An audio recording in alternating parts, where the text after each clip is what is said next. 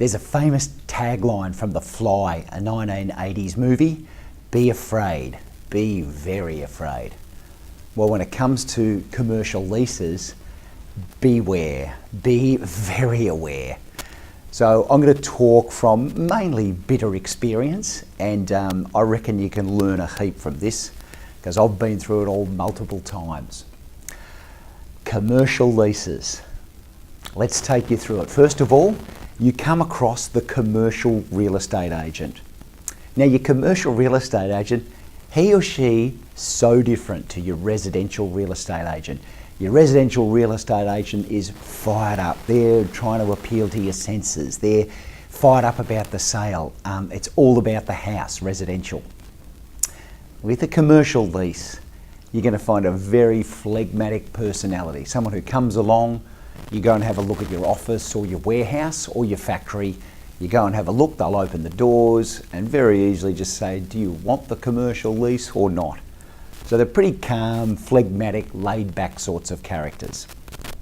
And that's all fine.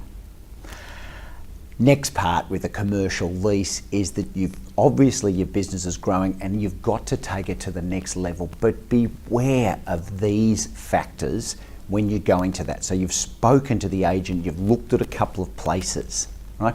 These are the key things you need to follow. First of all is the term. For a small business person, you will not get a year's term in a commercial premises, and it's probably not going to suit anyway. Because as soon as you sign up to a commercial premises lease, you're going to start putting your own gear in there and some of your own fixtures and fittings.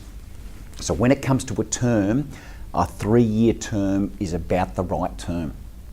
1 year you're not going to get anyway, and a 5-year term can happen from time to time. You can get a 5-year term. I would not recommend that. 5 years is far too long.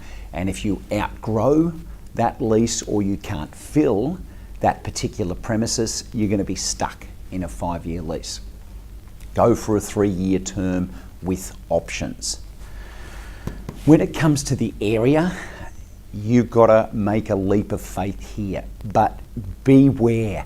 When you've got a growing business, wherever your turnover is, and you're taking the next step to go to a commercial premises, don't pick a premises where you think your business is going to grow 50, 60, 70, 80%. You can always take a lease on a premises where you can grow into the area, but the area for growth should only be anywhere between 20 and 40%. Because if you've got all of this space and you think you're going to grow, a year's time you're into a lease where you've got all of this growth potential to move into, but it's just barren space and it costs a lot of money. And I've seen many a client with that ball and chain around their neck. Too much space and too high a rent. So aim for a premises which has got 20 to 40% growth off your current operation in it. And then if you outgrow that within that sort of 3-year term, fantastic, your business going well, and you can go again. So that area of space you're taking, be very aware. And this little doozy here, I've copped that a few times. Buried in the contract of a commercial lease is these beautiful words here: make good. Very positive, very nice. When you do need to make good on the premises, it makes you feel bad. So what happens is, end of the 3-year lease and you're ready to move on.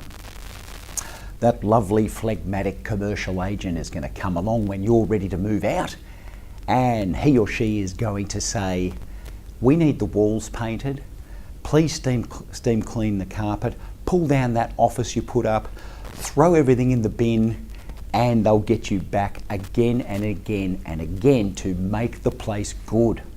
So that clause, make the place good, it makes you feel bad because it costs a fair bit to be moving out. They want it back to its original situation. So beware of it. Make good at the end of your lease makes you feel bad. The other key thing with a commercial lease, if you don't know, is the vacancy rate. So with a residential property, if you own a residential property or you're going to tenant, it will stay untenanted for 2 to 4 weeks max. You know, in talking Melbourne and Sydney here. With a commercial lease, if you leave a commercial lease after 2 years and you've still got a year left on your 3-year term because you've grown, expect to pay rent for that whole year, because commercial leases can take 6 months or 12 months to rent out. And that's why you get the phlegmatic commercial agents cruising around and just opening doors and seeing whether people want these leases to take their business to. They are often left vacant for 6 to 12 months. So I've learned from the bitter experience. I've lost a lot of dough with commercial leases and moving around, but they're really 3 key things when you're looking at it. What's the term? Go for 3 years with 3-year options. Make sure the area is not too big, just enough to grow a bit, and beware that when you've got to go and make good at the end of the lease, it ain't gonna feel too good. Key tips for a commercial lease for your growing small business. See ya.